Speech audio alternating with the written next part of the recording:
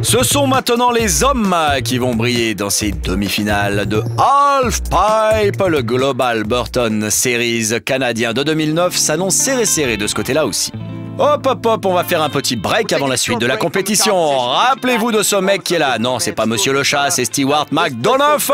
Et en 88, il a cartonné sur les Jeux Olympiques d'hiver au Canada. Quoi? En 88, t'étais pas né? Oh, c'est moche. C'est vraiment un très bon endroit pour l'Open parce qu'on est à peine 15 minutes du centre de la ville et puis c'est une compétition très ouverte, tout le monde peut venir y participer. On a un gars aussi qui fait des pipes gigantesques ici et le fait qu'il soit venu sur la compétition a changé bien les choses. On a quelques kids aussi qui montent, on a un halfpipe qui est vraiment énorme, une qualité exceptionnelle moi je trouve sur ce site. Et puis le team national du Canada aujourd'hui cartonne vraiment dans le freestyle, que ce soit vraiment sur le ski cross, sur le halfpipe, sur le slopestyle, que ce soit à ski ou en board, on est prêt vraiment pour les Jeux Olympiques de l'année prochaine. Et puis, on a vraiment une offre à défendre pour l'année prochaine. On voulait montrer qu'après Calgary, on était capable de faire les mêmes choses pour Vancouver en 2010.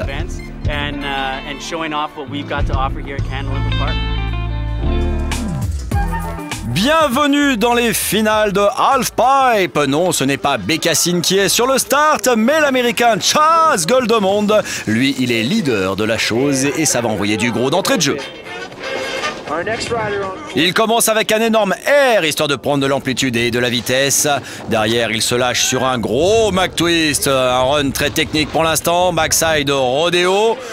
C'était énorme. Switch side 900 à suivre et McTwist derrière. Vraiment un gros run. Il va encore avoir de la place pour poser un frontside 9 juste avant la fin. Avec un score de 83,17 points. Il est le premier pour l'instant. Mais il reste du très gros derrière lui.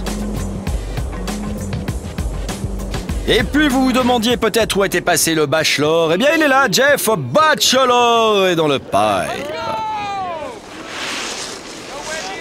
Jeff, le Canadien, compte bien briller à la maison, c'est sûr. Il va se lâcher, prendre plus de risques que ses contemporains, c'est une évidence. Un gros frontside 9, quelle amplitude pour commencer. Et on repart sur du 900, il répond à un 900 par un 900. Gros départ de run, énorme amplitude à nouveau. Un ride smooth, des tricks qui sont vraiment énormes, un alley au backside et un McTwist sur le finish. Vraiment énorme run, 87 points et il est pour l'instant second du contest, juste derrière Chaz Goldemond. La suite se veut langoureuse avec une légende vivante du halfpipe à la canadienne. Justin Lamoureux, dit Justin Lamoureux pour les ricains, arrive directement dans le pipe. Lui aussi veut briller à la maison, c'est la moindre des choses. Il part très fort. Il a beaucoup de vitesse, il arrive avec un cam 9 d'entrée de jeu, il le replaque pas mal.